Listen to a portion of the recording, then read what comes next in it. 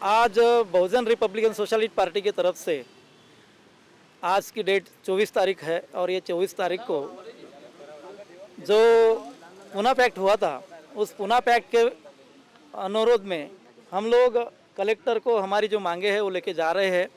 और जो केंद्र की सरकार है जो बहुजन विरोधी कार्य कर रही है उनको हमें जागरूक करना है, जगाना है। साथ ही हम महाराष्ट्र के शासन में सहभागी है और उनको भी याद दिलाना है कि हम लोगों ने आपके साथ आते समय क्या बातें रखी थी, वो बातें का आप पूरी तरह से अमल में नहीं रहते तब तक कि हम आपको ऐसे ही निवेदन देते रहेंगे, जागरूक करते रहेंगे, जगाते रहेंगे। बहुजन रिपब्लिकन सोशलिस्ट पार्टी की ओर से आज आदरणीय कलेक्टर महोदय को हम निवेदन देने जा रहे हैं।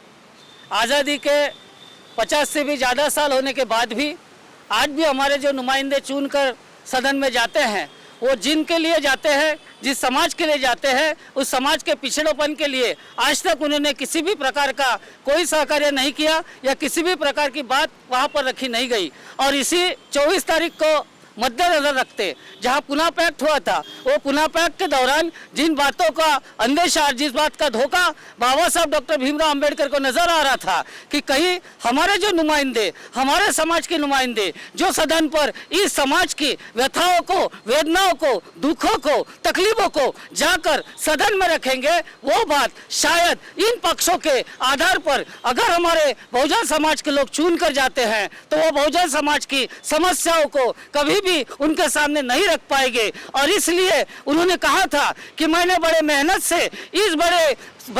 से ये फल लाया था, लेकिन कहीं ऐसा ना हो कि ये फल के छिलके मुझे मेरे ही लोगों के लिए सहना पड़ेगा। ऐसा बाबा साहब अम्बेडकर ने हमारे सामने इस बात को रखा था। इसको देखते देखते आज़ादी के 70 साल के बाद आज भी बहुजन समाज की जो समस्या पहले थी उससे भी भयानक समस्या आज हमारे सामने नजर आ रही है। और इन सारे समस्याओं को लेकर आदरणीय डॉक्टर सुरेश माने सर ने हमें 24 तारीख को ये दिशा निर्देश दिए कि सभी कलेक्टर ऑफिस में जाकर आज जो वर्तमान में हमारी समस्याएं चालू हैं, जो समस्या है उनको निवेदन हम लोग कलेक्टर साहब के पास रखे। उसका पहला मुद्दा था कि आज़ादी के बाद अगर ओबीसी के जो 340 के तहत जिस आयोग का निर्माण करना कर उनको रिप्रेजेंटेशन देना था, उनके तो उसके अंदर में उनको शिरकत देनी थी, वो आज भी नजर नहीं आ रहा।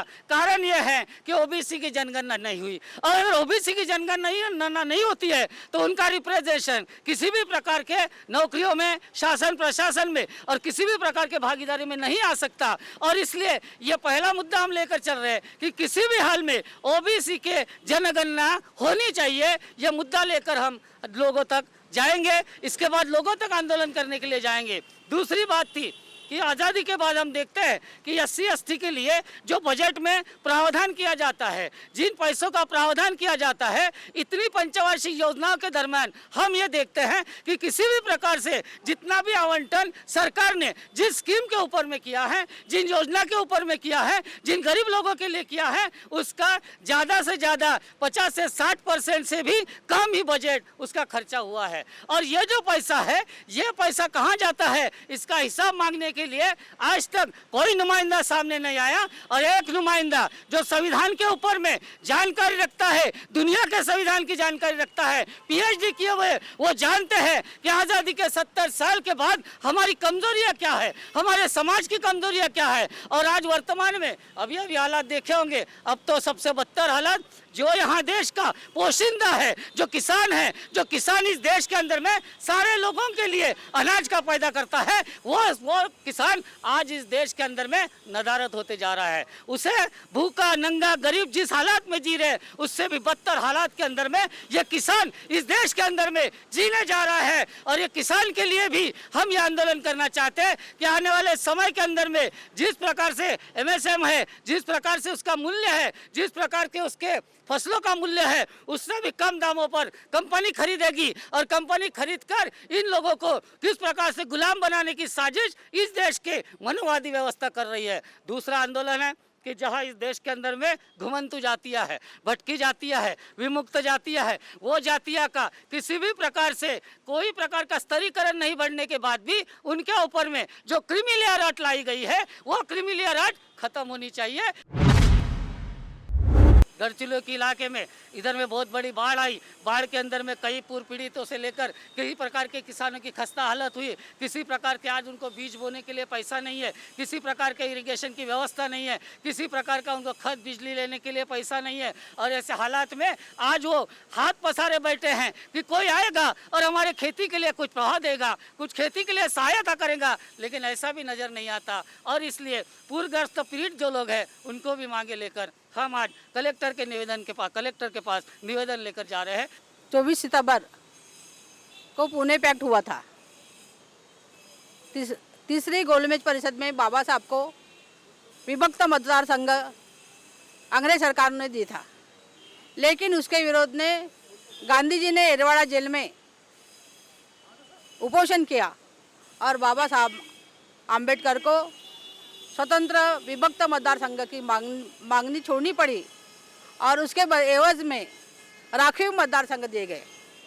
और इसका नतीजा क्या हुआ? तो SC ST के नुमाइंदे तो चुनकर जाते हैं, लेकिन वो सरकार के चमचे बन जाते हैं। और इसका नतीजा ये हुआ कि आज अनुसूचित जाति, जमाती, पिछड़ा वर्ग आज दारिद्रता के खाई में ढकेला गया है। सरकार तो कह रही है कि बहुत लोग, हमारा देश दारिद्र नहीं है, लेकिन अखबारों में मैं दररोज पढ़ती हूँ कि 90% लोगों के पगार 50,000 के नीचे है। तो इस देश के 90% लोग दरिद्रता के खाई में ढकेले गए हैं। देश का जो है का मजदूर था, उनका पे फिक्स नहीं है और ये कोरोना की बात लेकर उनके तनख्वाह भी आधे कर दिए गए हैं। बच्चे की फीस वो भर नहीं पाए हैं। शैक्षणिक नीति जो है, ये नीति के तहत मोदी जी ने कहा है कि हमको उनको छूट देनी चाहिए। इधर कहते हैं कि सबको शिक्षण का अधिकार होना चाहिए और उधर कहते हैं कि छूट देनी चाहिए। आज हम कोरोना की स्थिति क्या देख रहे हैं कि नागपुर में अंग्रेजों ने जो हॉस्पिटल बनाए थे, एक में और मेडिकल, उसके अलावा दूसरा हॉस्पिटल नहीं बनाया ये सरकार ने। यहाँ मुख्यमंत्री रहा लेकिन हॉस्पिटल नहीं बना, सरकारी हॉस्पिटल एक भी नहीं बना और आज लोग मर रहे हैं नागपुर के। वैसे स्थिति हमारे शिक्षण के है, सभी स्कूलें बंद कर दी गई है और कह रहे हैं हम एजुकेशन का अधिकार देंगे। कैसे देंगे? लोगों के भरोसे कुछ होता है क्या? नहीं होता। और आज तो ये मजदूरों का विधेयक भी लाया उन्होंने। क्या कहा कि मजदूरों को निषेध करने का अधिकार नहीं है, सरकार का विरोध कंपनी का विरोध करने का अधिकार नहीं है। 60 दिनों के पहले उनको अल्टीमेटम देना पड़ेगा। आज कोई समस्या खड़ी होती है, कोई मर जाता है, तो क्या 60 दिन के बाद में आंदोलन करेंगे क्या? पहले तो कहा था कि 100 मजदूर रहेंगे तो सरकार से उनको इजाज़त लेना पड़ेगा कि भाई उनको कैसे निकाले, लेकिन आज 300 लोग भी काम करते हैं तब भी सरकार से उनको अनुमति लेने की ज़रूरत नहीं। और पेपर में हेडलाइन क्या है कि मजदूर के हित में विधेयक। ये मजदूर के हित में विधेयक है क्या?